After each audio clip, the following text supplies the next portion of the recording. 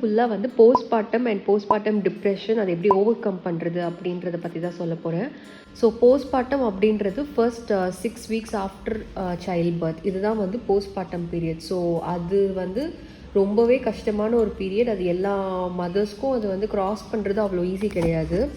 Obviously வந்து என்ன அப்படின்னா, நம்ம பாடி வந்துட்டு ப்ரெக்னெண்ட்டாக ஒரு 9 மந்த்ஸ் 10 மந்த்ஸ் இருந்துட்டு திரும்பவும் வந்து அந்த ப்ரெக்னென்ட் இல்லை அப்படின்ற நார்மல் ஒரு பாடி சேஞ்சுக்கு வந்து கொண்டு வரும். ஸோ அந்த டைமில் வந்து நமக்குள்ளே க்ரியேட் ஆன ஹார்மோன்ஸ் எல்லாமே திரும்ப நார்மல் ஆகணும்.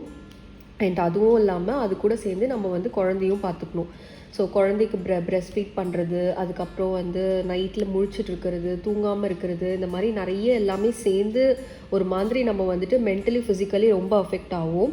ஸோ அதுக்கு பேர் தான் ஆக்சுவலி போஸ்ட்பார்ட்டம் டிப்ரெஷன். ஸோ அந்த ஃபர்ஸ்ட் 6 வீக்ஸ் தான் போஸ்ட்பார்ட்டம் சொல்லுவாங்க. பட் ஆனால் நமக்கு அந்த டிப்ரெஷன் பார்த்திங்கன்னா ஃபீட் பண்ணுற வரைக்கும், அந்த குழந்தை ஒரு 5-6 மந்த்ஸ் ஆகுற வரைக்குமே நமக்கு அந்த டிப்ரெஷன் இருக்கும். அதுக்கப்புறமும் இருக்கும், அன்லெஸ் அண்ட் அன்டில் அவங்க நம்மள மாதிரி நார்மலாக தூங்கி சாப்பிட்ற வரைக்கும் இருக்கும். ஸோ ஸ்டார்டிங் மேஜராக எல்லாருக்குமே எல்லா மதர்ஸ்க்குமே நடக்கிறது வந்துட்டு தூக்கம் இருக்காது. அண்ட் அதனால பயங்கர ஸ்ட்ரெஸ் ஆவாங்க.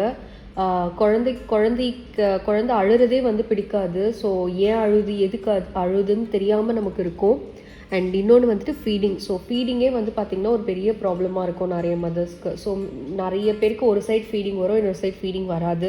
சில பேருக்கு ஃபீடிங்கே வராது. சில குழந்தைங்களுக்கு ஃபீட் பண்ண தெரியாது. எப்படி ஃபீட் பண்ணணும் அப்படின்றது குழந்தைங்களுக்கு தெரியாது. அதே மாதிரி மதர்ஸ்க்கு வந்து எப்படி அதை ஹேண்டில் பண்ணி எந்த பொசிஷனில் வச்சு கொடுக்கணுன்றது தெரியாது. ஸோ எல்லாமே வந்து ஒரு ஸ்ட்ரெஸ் க்ரியேட் பண்ணும். இது இல்லாமல் நம்மளை சுற்றி இருக்கிறவங்களே வந்துட்டு அதாவது நம்மளால ஃபீட் பண்ண முடியல, இல்லை நம்மளோட பால் அதோட ப்ரப்போர்ஷன் இதெல்லாம் பார்த்து வந்து குறை சொல்கிற கூட்டமும் இருக்கும். ஸோ இது எல்லாமே வந்து பார்த்திங்கன்னா நம்மளை போட்டு ஒரு ஸ்ட்ரெஸ்க்குள்ளே தான் இறக்கி விடும். சிம்டம்ஸ் அப்படின்னு பார்த்தா நமக்கு வந்து மூட் ஸ்விங்ஸ் நிறைய இருக்கும். நார்மலாக ப்ரெக்னென்ட் ஆனாலே மூட் ஸ்விங் ஸ்டார்ட் ஆகிடும். ஸோ ஒரு 6 மந்த்ஸ் கழிச்சு பார்த்திங்கன்னா அதெல்லாம் நார்மல் ஆகிடும். பட் திரும்பவும் அந்த மூட் ஸ்விங் வந்து போஸ்ட்பார்ட்டம் அப்போ திரும்ப ஸ்டார்ட் ஆகிடும். அண்ட் நிறைய கோவப்படுவோம். சில டைம் எதுவுமே இருக்காது, தேவையில்லாமல் நினச்சி கவலைப்படுவோம். சில டைம் வந்து கடுப்பாக இருக்கும். அதே மாதிரி நமக்கு வந்து பாடியே பார்த்திங்கன்னா ரொம்ப டயர்டாகும். அண்ட் வந்துட்டு அழுவோம். சில டைம் அழுவோம், என்னன்னே ரீசன் இருக்காது, அழுவோம். அண்ட் ப்ராப்ளம்ஸ், ஸ்டமக் ப்ராப்ளம்ஸ், நம்மளுக்கு ஒரு அப்படைட் ப்ராப்ளம்ஸ் வரும். தூக்கம் கண்டிப்பாக இருக்காது. ஸோ இது எல்லாமே வந்து சிம்டம்ஸ். ஸோ டிப்ரெஷன் சிம்டம்ஸ்னும் சொல்லலாம் நம்ம. ஸோ அதே மாதிரி வந்துட்டு பாப்பாவோட நம்மளால் டைம் ஸ்பெண்ட் பண்ணுறது அண்ட் பாப்பாவை ஹேண்டில் பண்ணுறதே ஒரு பெரிய விஷயமா இருக்கும். அதுவும் நம்மளுக்கு வந்து சிம்டம்ஸில் தான் போய் முடியும். இது நார்மலாக ஹார்மோன் சேஞ்சஸ்னால நடக்கிறது. Hallucination, sleep disturbance, excessive energy and agitation. அதே மாதிரி வந்து நம்ம குழந்தை மேலேயும் கோவத்தை காமிப்போம், நம்ம மேலேயும் நம்மளுக்கு கோவம் இருக்கும், நம்மளை சுற்றி இருக்கவங்க மேலேயும் கோவத்தை காமிப்போம். ஸோ இது எல்லாமே வந்துட்டு போஸ்ட்பார்ட்டம் டிப்ரெஷன் தான். ஸோ இதில் வந்துட்டு ரிஸ்க் ஃபேக்டர்ஸ் அப்படின்னு பார்த்தா எதனால, அதாவது காஸ் அப்படின்லாம் நம்மளுக்கு ஒன்றும் கிடையாது. ஸோ இது நார்மலாக எல்லாருமே எக்ஸ்பீரியன்ஸ் பண்ணுறது தான். பட் மேபி பேஸ்ட் ஆன் உங்களோட ஹிஸ்ட்ரி ஆஃப் சைல்ட் பர்த், இல்லைனா பைபோலார் டிஸார்டர், இந்த மாதிரி நிறைய வந்துட்டு காசஸ் சொல்கிறாங்க. இதனாலையும் மேபி உங்களுக்கு இருக்கலாம் அப்படின்னு சொல்லிட்டு. இப்போ ஒரு குழந்தை அப்படின்னா நமக்கு வந்து அது மட்டுமே கான்சன்ட்ரேட் பண்ணுற மாதிரி இருக்கும். இதே ட்ரிப்ளெட்ஸ் இருக்குது, ட்வின்ஸ் இருக்குது அப்படின்னா அது நம்மளுக்கு இன்னுமே அதிகமாகும் அந்த டிப்ரெஷன். ஏன்னா 2 குழந்தைய ஹேண்டில் பண்ணணும், 3 குழந்தைய ஹேண்டில் பண்ணணும், அட் அ டைம் எல்லாத்துக்கும் ஃபீட் பண்ணணும், எழுந்துக்கணும், தூங்கணும். இப்போ ஒரு குழந்தை வச்சுருக்கோம் அப்படின்னா அது தூங்குறப்ப தூங்கலாம் அப்படின்னு சொல்லுவாங்க. குழந்தைங்க தூங்குறப்ப தூங்குறது அப்படின்றது வந்து பார்த்திங்கன்னா நடக்கவே நடக்காத விஷயம் என்னை பொறுத்த வரைக்கும். நான் எக்ஸ்பீரியன்ஸ் பண்ணுது. ஏன்னா அவங்க முழிச்சிட்டு இருக்கிற வரைக்கும் நம்ம அவங்கள பார்த்துக்கிட்டு ஃபீட் பண்ணிட்டு இருப்போம். ஃபீட் பண்ணி தூங்க வைக்கிறதுக்கே ஒரு 1 மணி நேரம் 2 மணி நேரம் ஆகும். திரும்பவும் இன்னொரு செஷன் ஆஃப் ஃபீட் ஸ்டார்ட் ஆகிடும். அந்த டைமில் நம்ம வேலையை பார்க்கவும் முடியாது. அப்படியே அவங்க அதிசயமாக ஃபீட் பண்ணும் போதே தூங்கிட்டாங்க அப்படின்னா அந்த ஒரு மணி நேரம் 2 மணி நேரத்தில் நம்மளோட வேலையை பார்த்துக்கிறதுக்கே அந்த 1 மணி நேரம் 2 மணி நேரம் போயிடும். திரும்பவும் எழுந்துருவாங்க, திரும்ப இன்னொரு செஷன் ஸ்டார்ட் பண்ணுவோம். ஸோ எனக்கு தெரிஞ்சு என்னோட போஸ்ட்பார்ட்டம் வந்து இப்படியே தான் போயிட்டு இருந்தது. ஸோ அதனால இந்த குழந்தை தூங்குறப்ப நீயும் தூங்கு அப்படின்ற கான்செப்ட் வந்து எனக்கு ஒர்க் அவுட்டே ஆகலை. ஸோ மேபி சம் குழந்தைங்க வந்துட்டு பார்த்தா நான் நிறைய நேரமே தூங்குவாங்க. ஸோ அவங்களுக்கு மேபி அது ஒர்க் அவுட் ஆகும்.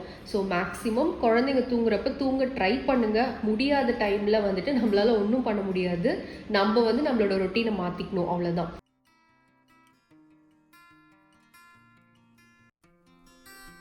கம்ப்ளீட்டாக நம்மளால் ஓவர் கம் பண்ண முடியாது. ஸோ நம்மக்கிட்ட வந்து செல்ஃப் கண்ட்ரோல் கண்டிப்பாக வேணும். ஸோ இதுதான் ஃபஸ்ட்டு பாயிண்ட்டு. நம்ம என்ன தான் இப்போ நம்ம ஃபர்ஸ்ட் மதர்ஸாக இருக்கும், அதாவது ஃபர்ஸ்ட் பேபி நமக்கு அப்படின்னா கண்டிப்பாக அது நம்ம எல்லாருக்குமே புதுசாக இருக்கும். அதை நம்மளால் கண்டிப்பாக ஹேண்டில் பண்ண முடியாது. இதே நம்மளுக்கு ஒரு செகண்ட் பேபி தேர்ட் பேபியாக இருக்குன்னா நம்மளுக்கு தெரிஞ்சிடும், ஓகே இப்படி தான் அப்படின்னு நம்மளுக்கு ஒரு மெச்சூரிட்டி இருக்கும். ஸோ ஃபஸ்ட்டு பேபிஸ் இருக்குது அப்படின்னா நம்மளால் அதுக்கு ஓவர் கம் பண்ணுறது கஷ்டம். ஸோ அதுக்கு நம்ம செல்ஃப் கண்ட்ரோல் கண்டிப்பாக வேணும்.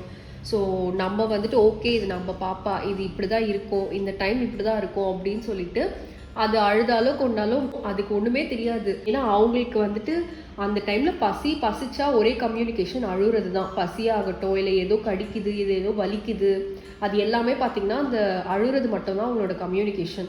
ஸோ எப்போவுமே ஒரு குழந்தை அழுது அப்படின்னா அதை நீங்கள் ரொம்ப கேர்லெஸ்ஸாக எடுத்துக்காதீங்க. ஏன்னா அந்த குழந்தை பிறந்து வெளியில் வந்ததுக்கப்புறம் உள்ள பாடி சேஞ்சஸ் அவங்களுக்குள்ள நடக்கும். ஸோ அதனாலேயுமே அவங்களுக்கு வந்து பாடி வலி, அந்த பாடி பெயின் அதெல்லாம் வரும். ஸோ அதனால கூட அவங்களுக்கு வந்து தூக்கம் வராமல் கூட இருக்கலாம். அந்த தூக்கம் அவங்களுக்கு வரலன்னா ஆப்வியஸாக நம்மளுக்கும் தூக்கம் இருக்காது. அந்த டைமில் நமக்கு ரொம்பவே கடுப்பாகும். ஏன்னா அட்லீஸ்ட் ஒரு மணி நேரம் 2 மணி நேரம் தூங்கினா தான் நம்மளால் வந்து ஃபீட் பண்ண முடியும்.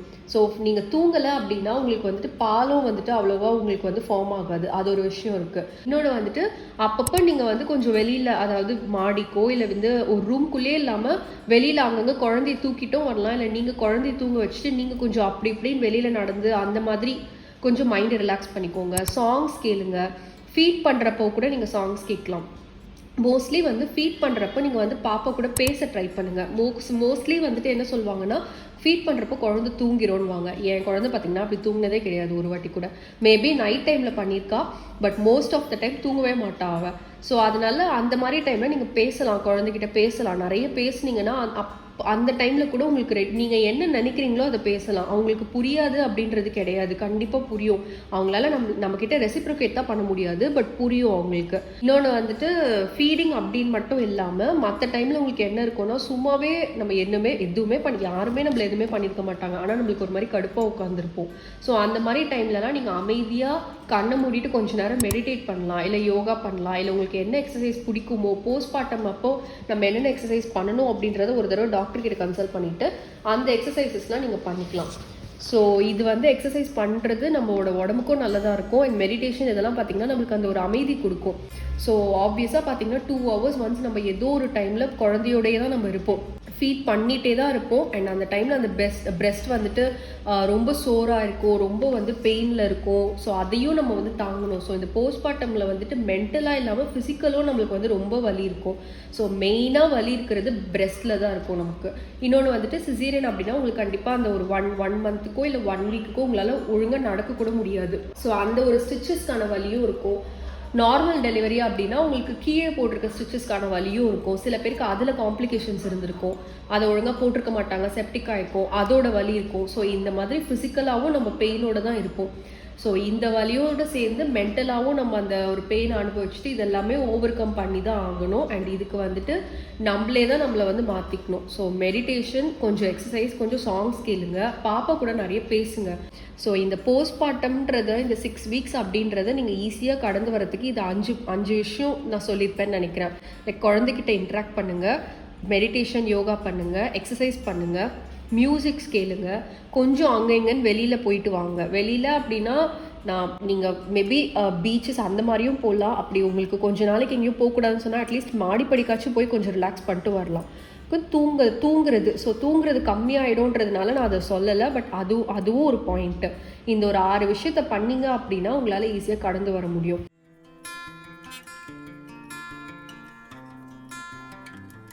எந்த டைமில் போய் டாக்டர்ஸை பார்க்கணுன்னு பார்த்தீங்கன்னா, இதெல்லாம் பண்ணியும் எனக்கு வந்துட்டு ரொம்ப கடுப்பாகுது, எனக்கு குழந்தைய பார்த்தாலே பிடிக்கல அப்படின்னு இருப்பாங்க. அண்ட் குழந்தைய வந்துட்டு ரொம்ப கஷ்டப்படுத்துவாங்க. இப்போ குழந்தை கத்துறது, வேகமாக போடுறது, இது ஒரு பக்கம் இருந்தாலும் அது ரொம்ப சிவியராக பண்ணுறதுன்னு ஒன்று இருக்குது. அப்படியும் இல்லாமல் வந்துட்டு ஃபுல் டைம் அந்த குழந்தை மேலே வெறுப்பாகவே இருப்பாங்க. அவங்களையும் வந்து அவங்க கஷ்டப்படுத்திப்பாங்க, சுற்றி இருக்கிறவங்களையும் ஹர்ட் பண்ணுவாங்க. ஸோ அது வந்து ஒரு பாயிண்ட் ஆஃப் டைமுக்கு மேலே சூசைட் வரைக்கும் போயிடும் அப்படின்னு சொல்கிறாங்க டாக்டர்ஸ் எல்லாரும். ஸோ அந்த டைமில் வந்து கண்டிப்பாக நீங்கள் டாக்டரை போய் பார்க்குறது நல்லது. இதுக்காக நீங்களே வந்துட்டு சும்மா ஒரு டேப்லெட் எடுத்து போட்டுக்கிறது, இல்லை வந்துட்டு குழந்தைக்கு ஃபீட் பண்ணாமல் குழந்தைய ஹர்ட் பண்ணுறது, இப்படி எதுவுமே பண்ணாமல் உங்களுக்கு தெரியுது ஏதோ ஒரு சரியில்லைன்னு தோணுச்சுனாவே நீங்கள் போய் டாக்டர்ஸை பாருங்கள்.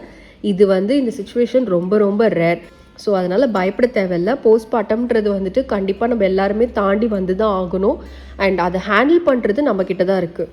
ஸோ இதுதான் வந்துட்டு postmortem symptoms are depression and overcome பண்ண வேண்டிய ஸ்டெப்ஸ். இது வந்துட்டு என்னோட எக்ஸ்பீரியன்ஸில் நான் சொன்னது. இதை தாண்டி மேபி நிறைய இருக்கலாம். பட் வந்துட்டு யூஸ்வலாக எல்லாருக்கும் மோஸ்ட்டாக நடக்கிறது இது மட்டும்தான். ஸோ இதிலேருந்து நீங்கள் வெளில வரது உங்கள் கையில் தான் இருக்குது. செல்ஃப் கண்ட்ரோல் ஒன்று இருந்தால் போதும்.